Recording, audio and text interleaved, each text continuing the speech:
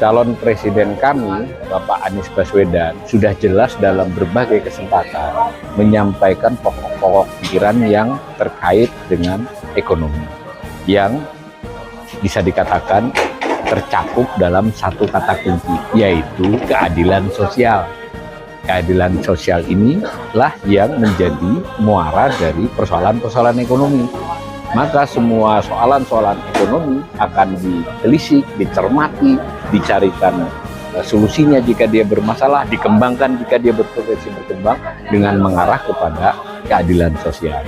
Nah, beberapa hal yang sudah diidentifikasi oleh beliau, tentu hal ini masih akan terus dikaji dan bisa bertambah.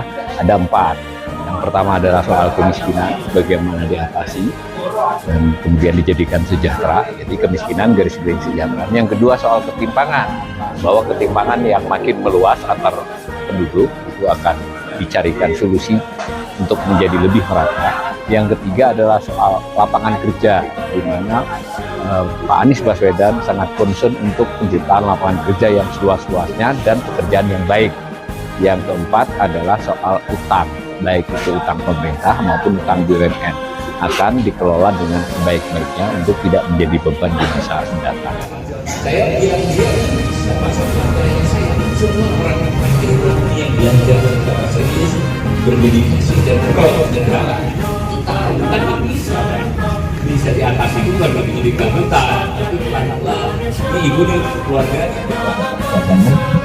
Monggo tadi sudah disampaikan, silahkan kalau ada yang bertanya, mohon mungkin pertanyaan singkat padat sehingga beberapa kesempatan yang bisa diakomodasi.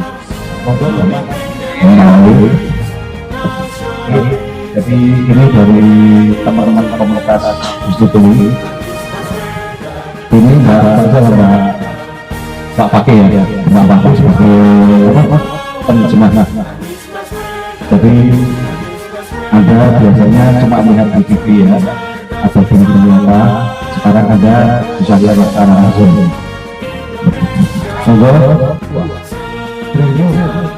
Kemudian pemasukan negara itu 2.500, berarti pinjamannya 500 triliun.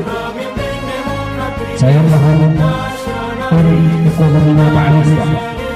Yang pertama 3.000 triliun itu untuk bayar pokok dan bunga 1.100. Untuk wajib bayar pendidikan sesuai undang-undang itu 600 triliun.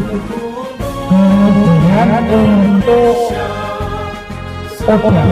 negara dikirim ke daerah-daerah untuk gaji, untuk apa 800 untuk efisiensi memasukkan pajak ya, dari batu bara, emas, dari apa, misalnya ada undang-undang si Nyobola punya 3.000 juta hektar harus dipecah per sertifikat 10.000, berarti kan bisa pecah berapa sertifikat. Kalau satu sertifikat 4 juta berarti kan sekian triliun. Terima kasih.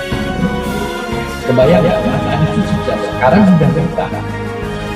Sekarang itu bukan malam ini, bahkan pada waktu berjalan di dalam itu saya mengatakan kebanyakan pengeluaran dibandingkan pemasukan, karena selain belanja ada investasi. Jadi yang investasi PMN itu tidak termasuk belanja. 3.000 dengan 2.600, angka 2022. Angka 2024 yang sudah diketok kemarin 3.300 dengan 2.800. 2013 selisih 550. Kalau belanja 3.300 triliun itu dulu, itu sama dengan ibu bapak rapat pagi. Ayo anak kamu mau apa le, kamu apa le, ponakan mau apa, ya semua dijumlahkan. Nanti dulu, ini bener nggak butuh HP? Ini bener nggak butuh nyervis motor? Jadi kami sampai pada kesimpulan sampai 30% dari nilai belanja itu masih akan menghasilkan layanan publik yang sama. Kebayang ya? Kan layanan publik maksudnya kantor berapa? Jumlah yang sama, maka layanan publiknya sama. lebih baik sekitar 1,5 kali lipat. Ini mana itu aja. Anggaran kementerian itu dikurangi dari 64 menjadi 54 ya, lebih kurang 10 triliun. Ya, gitu. Menteri-menteri yang lain itu lobby minta tambahan Mas Anies. Saya tidak ikut di kementerian, tapi kalau ada Mas gimana pandangan? Saya datang. Bapak cukup kok ini. Mana sudah ngomong ke anak buahnya. Saya dengar. Anak buah itu dirjen direktur bukan kenapa? Bagaimana dengan anggaran yang baru dialokasi begini? Jangan tetap sama. Jalan. Jadi 30% tentu itu kajian. Kalau bisa 20% aja kebayang juga. Belanja bisa efisien. 30% terus kajian. Tidak-tidaknya diaplikasikan 20% tahun pertama. Nah, berarti tinggal beli kan, kurangi. Terus pendapatan itu tahu nggak itu Bapak? Kalau yang sekarang nambahin pajak, ya bagian dan pajak yang dimaksud juga kejar-kejar. Semua yang beromset sekian suruh melapor, berdatangi, nggak buat NPWP nggak dapat izin, buat NPWP nggak laporan telat sebulan disurati. Ini, nah seperti itu. Karena panik. Kalau orang keluarga panik itu udah kami bisa digitu duit. Padahal kalau ditelisik oleh kita di KPA, pendapatan yang paling membuat pendapatan rendah, pendapatan yang seharusnya masuk Pak. Jadi korupsi yang besar itu orang-orang yang umumnya ini belanja 10 triliun, korup 2 triliun kan begitu. Padahal ada jenis korupsi yang lain. Harusnya negara masuk 10 triliun, masuknya cuma 5 Pak. Namanya potensi pajak yang tidak terambil, dan itu bukan yang ngejar-ngejar yang tadi. Tapi ini juga perlu waktu, nggak mungkin seketika. Pernah dengar kasus yang diangkat kemarin, rekening mencurigakan dengan korupsi Pak itu. Jadi itu adalah angka-angka transaksi para 2 triliun. Diajari dia, kayak gak ilegal, nggak selalu ilegal loh Pak. Karena teknik yang membuat, akhirnya saya hanya bayar 500 miliar dari yang punya 2 triliun. Coba kan Bapak saya kasih dia 500 miliar, total saya keluar 1 triliun ya. Tetapi negara dirugikan berapa? Dirugikan 1,5 triliun ya, bukan 500 angkanya dia, yang 300 triliun angkanya dia.